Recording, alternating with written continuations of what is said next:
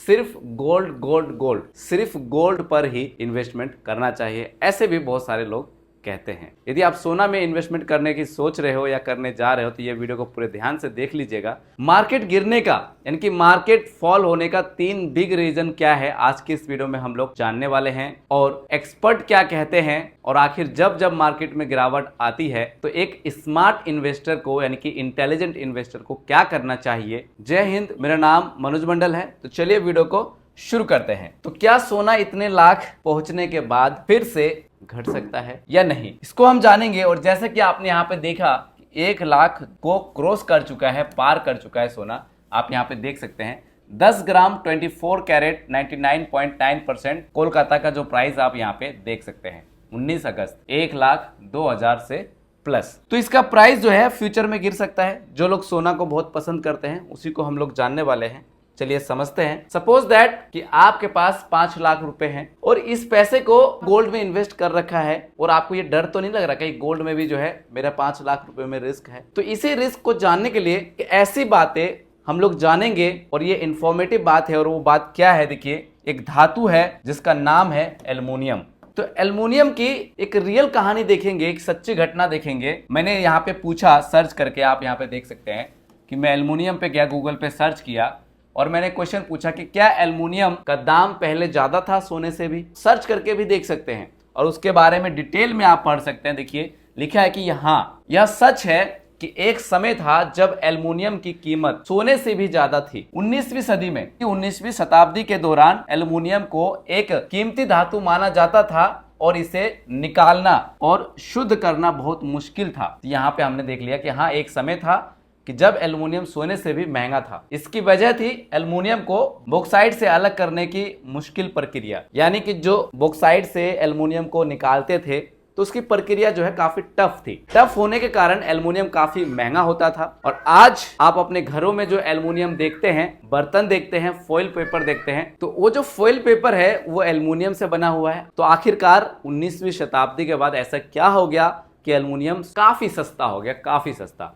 तो अब सवाल ये आता है, जब एल्युमिनियम सस्ता हो सकता है तो क्या गोल्ड भी सस्ता हो सकता है। अगर ऐसा फ्यूचर में गोल्ड सस्ता हो गया तो फिर जो गोल्ड 1 लाख रुपए जो क्रॉस कर रखा है 1,02,000 रुपए, तो वो भी तो सस्ता हो सकता है। आज की दुनिया में कुछ भी हो सकता है, टेक्नोलॉजी बहुत ऊपर जा चुकी है, कुछ भी हो सकता है। तो देखिए फिर से मैंने क्या करा, क्रोम पे सर्च किया और मैंने पूछा। और क्या पूछा, आप भी ऐसा पूछ सकते हैं। मैंने पूछा कि फ्यूचर में सोना भी जो है सस्ता हो सकता है। पूछने के बाद मेरे सामने जो रिजल्ट आता है आप यहाँ देख सकते हैं कि हाँ, भविष्य में सोने की आपूर्ति बढ़ने से सोना सस्ता हो सकता है। जब सोने की उपलब्धता बढ़ती है तो मांग और आपूर्ति के नियम के अनुसार कीमतों में कम होने की संभावना होती है। देख सकते हैं कि हाँ, भविष्य में भी सोने की जो है कीमत घटने की संभावना है। तो यहाँ पे क्या पॉइंट काम करता है, वो है डिमांड और सप्लाई। यहाँ से एक बात तो क्लियर है कि भविष्य में कुछ भी हो सकता है। और ये मेरा आंसर नहीं है, मैं खुद से अपनी बात बना के नहीं बोल रहा हूं, मैं क्रोम से ही पूछ रहा हूं और आपके सामने जो है डाटा प्रस्तुत कर रहा हूं। तो आजकल जो भी पैसा हमें इन्वेस्टमेंट करना है, बड़े सोच समझ के और सही जगह में जो है हमें इन्वेस्टमेंट करना चाहिए। और कैसे करना चाहिए उस स्ट्रेटेजी को हम यहाँ पे जानेंगे। कि सपोज दैट आपके पास 100% पैसा है, अपनी सैलरी का, अपनी लाइफ का, जो भी पैसा आप इन्वेस्टमेंट करना चाहते हैं, तो उस पैसे को जल्द से आपको इन्वेस्टमेंट नहीं करना है। पहले 50,000 रुपए है, 1 लाख है, 5 लाख है, उसको डायरी में लिखिए। फिर उसको डाइवर्सिफिकेशन करिए, डाइवर्सिफाई करिए पैसे को। कैसे, मान लीजिए 5 लाख रुपए है, 5 लाख रुपए को हमने 100% मान लिया, 100% मान लिया इसको। और यहाँ पे अगर हमने यहाँ पे 4 एसेट क्लास में अगर हमें पैसे को बांटना है, 4 एसेट क्लास मीन्स कि म्यूचुअल फंड हो गया, आपका रियल एस्टेट हो गया, फिजिकल गोल्ड हो गया, उसके बाद गोल्ड फंड हो गया। क्योंकि आखिर आजकल जो हम इन्वेस्टमेंट करें तो करें कहाँ, अगर लोगों को उधार दे देते हैं तो पैसे रिटर्न आने की संभावना जो है उसमें काफी रिस्क बढ़ जाता है। इसके सिवा आप कहाँ कर सकते हैं, एक ही ऑप्शन बचता है आपके पास कि वो है बिजनेस। बिजनेस आप तभी करेंगे क्योंकि बिजनेस में एक मोटा पैसा लगता है, और जो आम लोग हैं जो महीने की 30,000 35,000 की जो सैलरी अर्न करते हैं उनके लिए इकट्ठे बिजनेस में लगाना पॉसिबल नहीं हो पाता है। तो यहाँ पे समझ सकते हैं, मान लीजिए 5 लाख रुपए को हमने 100% मान लिया और 25% म्यूचुअल फंड में, 25% रियल एस्टेट में, 25% फिजिकल गोल्ड में और 25% गोल्ड फंड में।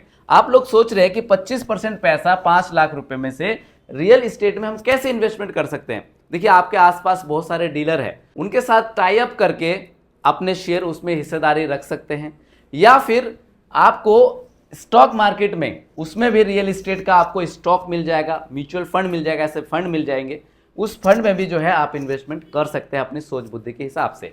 और म्यूचुअल फंड, इक्विटी मार्केट का म्यूचुअल फंड हो गया, रियल इस्टेट का भी म्यूचुअल फंड है, उनको आपको ढूंढना पड़ेगा।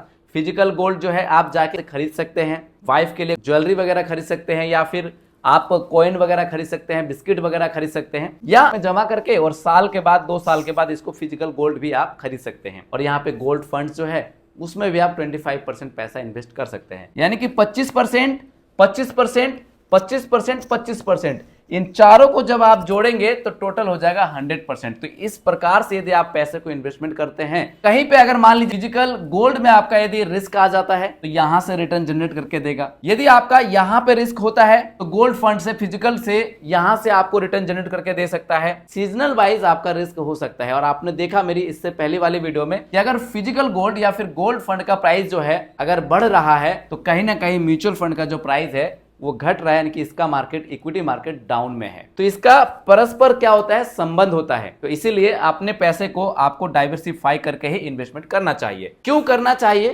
क्योंकि यहाँ पे एक बात बोलूंगा, इन्वर्टेड कोमा में कुछ बातें हैं, इसको ध्यान से समझिएगा। एक राजा होता है राजतंत्र में, जब राजतंत्र वाला व्यवस्था होता था, राज व्यवस्था, तो राजा होता है, राजा अपने महल वगैरह में जो है काफी शानदार जो है एक्शन वगैरह लिया करते हैं।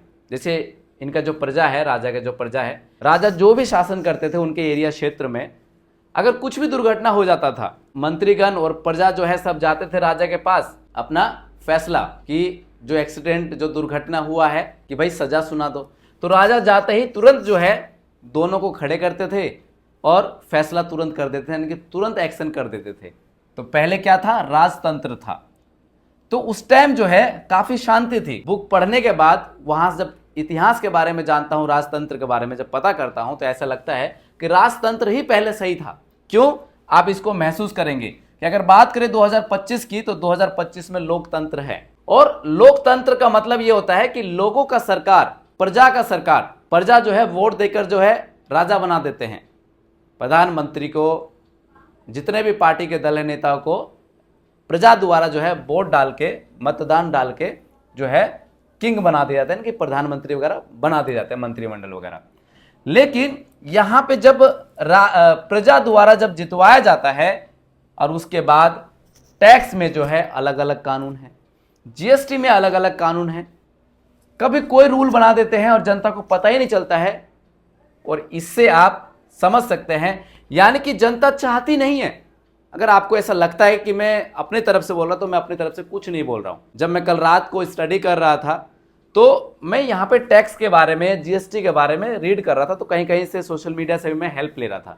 तो वहाँ पे कमेंट बॉक्स में जब कमेंट को मैं रीड कर रहा था तो वहाँ पे मैंने काफ़ी हजारों सैकड़ों कमेंट मैंने पढ़े, लेकिन यहाँ पे किसी भी प्रजा, मतलब जो कमेंट करने वाले आम लोग हैं, कोई भी नहीं चाहता कि टैक्स से वो लोग खुश है, सरकार के कोई से भी नियम से वो लोग खुश है। कमेंट पढ़ने के बाद मुझे ऐसा नहीं लगा। क्या आपको लगता है कि सरकार के जितने भी नियम हैं, टैक्स वाले और भी कुछ नियम वाले, कुछ कुछ नियम से आप खुश हो सकते हैं और कुछ कुछ नियम से आप खुश है भी नहीं, लेकिन फिर भी जो है सरकार प्रजा पर जबरदस्ती उन नियमों को थोप देते हैं? क्या ये बात सच है या झूठ है? आप कमेंट बॉक्स में कमेंट करके जरूर बताना, वरना लोग कहेंगे कि सर आप कुछ भी बता देते हैं। आप जाओ राज्यसभा के, लोकसभा के स्पीकर के जो भाषण वगैरह होते हैं, वहां के जो नियम बनते हैं, उन सबको सुनने के बाद तो वीडियो के जो कमेंट बॉक्स में जो कमेंट होते हैं उन कमेंट को आप पढ़ो, और कमेंट को पढ़ने के बाद या फिर मुझे आप बताओ, या ऑलरेडी आप पढ़ चुके हो, तो क्या ये बात मैं सच बोल रहा हूँ या झूठ बोल रहा हूँ, आप जरूर बताइएगा।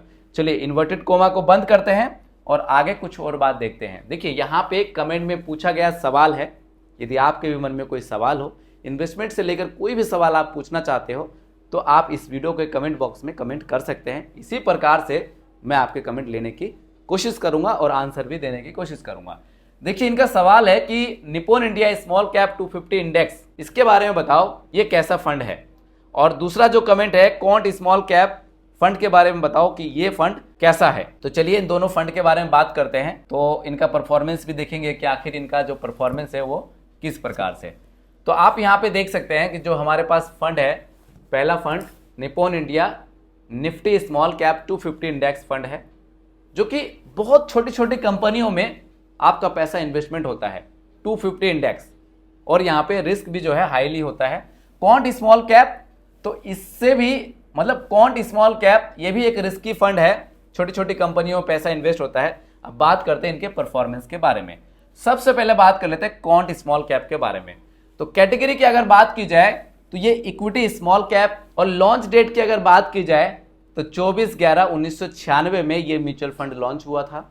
इसकी डेट अभी भी नहीं बदली गई, क्योंकि ये डेप्थ म्यूचुअल फंड के नाम से पहले लॉन्च हुआ था, लेकिन अब ये स्मॉल कैप में है। और येम की अगर बात की जाए एसेट अंडर मैनेजमेंट की, तो 29,687 करोड़ से ज्यादा इसका येम है। एक्सपेंस रेशियो आप देख सकते हैं रेगुलर फंड का 1.59% का जो है एक्सपेंस रेशियो है। यहीं पे अगर बात की जाए Nippon India Nifty small cap 250 index regular plan की, तो आप यहां पे देख सकते हैं इसका कैटेगरी इंडेक्स फंड है, और 2020 में ये इंडेक्स फंड लॉन्च हुआ है, और 2478 करोड़ से ज्यादा जो है इसका फंड साइज है। एक्सपेंस रेशियो की अगर बात की जाए तो 0.95% का जो है यहाँ पे एक्सपेंस रेशियो है। तो यहाँ पे एक्सपेंस रेशियो बहुत ही कम है। जिनको लगता है ज़्यादा दिमाग वगैरह नहीं लगाना और रिस्क हम ज़्यादा ले सकते हैं अच्छा खासा, तो इंडेक्स फंड की तरफ जा सकते हैं, अच्छा है 10 से 15 साल के ऊपर के लिए। अब यहीं पे बात करते हैं रिटर्न के बारे में। तो क्वांट का रिटर्न आप देख सकते हैं कि यहाँ पे 1 ईयर का माइनस का नेगेटिव रिटर्न दिया है यहाँ पे 6.64%, लेकिन 3 ईयर में आप देख सकते हैं 24% से ज़्यादा का रिटर्न है, और लास्ट 5 ईयर में 35% से ज़्यादा का रिटर्न, और लास्ट 10 ईयर में 19% से ज़्यादा का रिटर्न, और सिंस लॉन्च डेट 12% से ज़्यादा का रिटर्न। पहले मैंने आपको बताया कि ये डेट म्यूचुअल फंड हुआ करता था, लेकिन रिटर्न जो है वो पहले का ही दिखा रहा है रेगुलर प्लान में। यहाँ से आपने रिटर्न देख लिया। ये जो रिटर्न आप देख रहे हो ये ऊपर नीचे हो सकता है एज पर मार्केट। अगर मार्केट ऊपर जाएगी तो रिटर्न बढ़ सकता है, मार्केट अगर नीचे गिरेगी तो ये रिटर्न भी आपका कम हो सकता है। यहीं पे बात की जाए Nippon India Nifty small cap 250 index की, तो यहाँ पे नेगेटिव रिटर्न आप देख सकते हैं कि -3.9% का जो है नेगेटिव रिटर्न दिया है एक साल में। तो हालांकि इंडेक्स फंड है इसलिए इसने क्या करा है, नेगेटिव इसने कम किया, लेकिन क्वांट ने ज़्यादा नेगेटिव दिया है। तो कई बार फंड ये वाला अच्छा परफॉर्मेंस कर देगा, कई बार ये वाला कर देगा। तो इसके कंपैरिजन में इसने ज़्यादा नेगेटिव दिया, यानी कि 5 लाख रुपये यदि क्वांट स्मॉल कैप में होता और यदि 5 lakh Nippon India Nifty 250 index fund में होता, तो 3% के दर से, यानी कि 3.9% जो दिख रहा है और 6.64% जो दिख रहा है, इसके दर से आपके 5 लाख प्रिंसिपल अमाउंट में एक साल का माइनस हो जाता। तो इसी को बोलते हैं रिस्क, प्रिंसिपल अमाउंट में भी रिस्क है ना। तो म्यूचुअल फंड में आने से पहले अपने आप को थोड़ा सा रिसर्च कर लीजिएगा कि भाई मैं कितना रिस्क ले सकता हूं, मैं एग्रेसिव म्यूचुअल फंड वाला, मैं एग्रेसिव रिस्क ले सकता हूं या कम से कम रिस्क ले सकता हूं या ज़्यादा से ज़्यादा रिस्क ले सकता हूं। तो इन सब के बारे में रिसर्च जरूर कर लीजिएगा, उसके बाद ही म्यूचुअल फंड में आना चाहिए। हालांकि ये बात सच है कि म्यूचुअल फंड में आपको अच्छा खासा फल भी मिल सकता है लॉन्ग टर्म के लिए, तो इस बात को याद भी रखिएगा। और लास्ट 3 ईयर की बात की जाए तो 21% से ज़्यादा का रिटर्न है। लास्ट 5 ईयर का इसका डेटा नहीं है, क्योंकि 2020 में ये लॉन्च हुआ है और अभी डाटा 5 साल का नहीं है। हालांकि 1 साल बाद इसमें भी डाटा जो है 5 साल का आ जाएगा। लास्ट 10 ईयर का आप देख सकते हैं नील, और सिंस लॉन्च डेट, जब से लॉन्च हुआ है तब से अगर बात की जाए तो इसका रिटर्न देख सकते हैं 27% से ज़्यादा का रिटर्न दिया हुआ है। तो इस प्रकार से आप फंड को पहचान सकते हैं। अब आपका क्वेश्चन था कि सर ये फंड सही है कि नहीं है, तो ओवरऑल देखिए यदि आप ज़्यादा रिस्क ले सकते हैं तो 250 इंडेक्स फंड की तरफ आप जा सकते हैं। इन फ्यूचर में जाके अच्छा भी हो सकता है, लेकिन यहाँ पे जितने भी म्यूचुअल फंड आप देख रहे हैं कोई स्पॉन्सर नहीं है। आपने क्वेश्चन पूछा और मैंने यहाँ पे फंड की रिव्यू किया, तो रिव्यू के आधार पर आपको कैसे इन्वेस्टमेंट करना नहीं करना वो आप खुद से डिसाइड कर सकते हैं। कि मार्केट गिरने के बिग रीजन क्या थे, अभी आपने देखा कि हाल ही फिलहाल में लास्ट 1 ईयर से मार्केट गिरती जा रही है। पहला जो रीजन है वो है FII, जो कि बिकवाली। अब यहाँ पे अगर बात की जाए FII की बिकवाली, तो यहाँ पे इस वेबसाइट में जाएंगे, जाने के बाद आप यहाँ पे देख सकते हैं कि अगर बात की जाए FIDIs की ट्रेडिंग एक्टिविटी की, अगर मैं बात करूं इस मंथ की, तो जो यहाँ पे फॉरेन इन्वेस्टर है, और यहाँ पे देख सकते हैं कि ग्रोस परचेस और यहाँ पे ग्रोस सेल, अगर इसकी बात की जाए, देखिए नेट परचेस नेट सेल की, तो यहाँ पे 23,640 करोड़ की जो है इन्होंने बिकवाली की है। करोड़ में ये डाटा है इन्होंने, यानी कि इतने की बिकवाली हो गई इस मंथ में। तो यहाँ पे FIs जितने बेचेंगे आपके स्टॉक मार्केट उतना नीचे गिर सकती है। हालांकि इंडिया वाले जो बोलते थे कि आप विदेशी जो है इन्वेस्टर ना भी आए मार्केट में, कोई फर्क नहीं पड़ेगा, क्योंकि भारत जो है इतना समृद्ध हो चुका है, ऐसा बोलते हैं। लेकिन फर्क पड़ता है दोस्तों, अगर फॉरेन इन्वेस्टर ने मार्केट में पैसा डाल रखा है और अगर वो निकल के बाहर जाए, किसी दूसरे देश में अगर पैसे को इन्वेस्टमेंट करे, ऑटोमेटिक इंडिया में नेगेटिव इफेक्ट पड़ेगा। इस बात को आप याद रखिएगा, किसी की बात सुनने की जरूरत नहीं है, आप खुद से भी अनुमान लगा सकते हैं। वहीं पे बात की जाए कि अगर इन्होंने परचेज किया है PIs ने, आप यहाँ पे देख सकते हैं 59,899 करोड़ से ज्यादा जो है इन्होंने परचेज किया है। तो देखिए इतना 23,640 करोड़ की जो है बिकवाली होने से भी मार्केट में कितना असर हुआ है। सिर्फ इस महीने में इतना बिकवाली हुआ है, जिस कारण जो है मार्केट गिरा है। तो ये एक बिग रीजन है। उसके बाद नेक्स्ट जो रीजन है वो है Q1 का रिजल्ट। Q1 का जो रिजल्ट है वो अच्छा परफॉर्मेंस नहीं दिया है, आप गूगल करके भी देख सकते हैं। और यहाँ पे बात की जाए थर्ड की, वो है इंडिया US ट्रेड। इसने तो भाई इंडिया के जो इन्वेस्टर का दिमाग ही खराब कर रखा है। India US trade x tariff, जो टैरिफ का जो वॉर चल रहा है डोनाल्ड ट्रंप और जो हमारे मोदी साहब के बीच में, इनकी इंडिया के बीच में, तो इसने भी जो है मार्केट क्रैश कराने में, इनकी मार्केट में जो नेगेटिव फॉल देने में, मार्केट गिरने में बहुत बड़ा भूमिका रहा है। टैरिफ का मामला जो है सॉल्व भी नहीं हो पाता है, और भी मार्केट जो है नीचे गिर सकती है क्या? एक्सपर्ट क्या कहते हैं? यहाँ पे जब न्यूज वगैरह आप पढ़ोगे, स्टॉक मार्केट लेटेस्ट न्यूज और भी कई सारे न्यूज पढ़ोगे, तो कई सारे न्यूज आर्टिकल पढ़ने के बाद यहाँ पे ये लगता है कि शेयर बाजार में आगे और गिरावट की संभावना। तो आप ये हेडिंग वगैरह देख सकते हैं, रिकवरी कब तक, क्या करे रिटेल इन्वेस्टर, निवेशक क्या करे। तो इस प्रकार से जो निवेशकों को कहना है कि मार्केट जो है आगे भी गिर सकती है, हालांकि मैं ऐसा नहीं कह रहा हूं, आर्टिकल पढ़ने के बाद तो ऐसा संभावना है, तो पैसे को संभाल के रखे, है ना।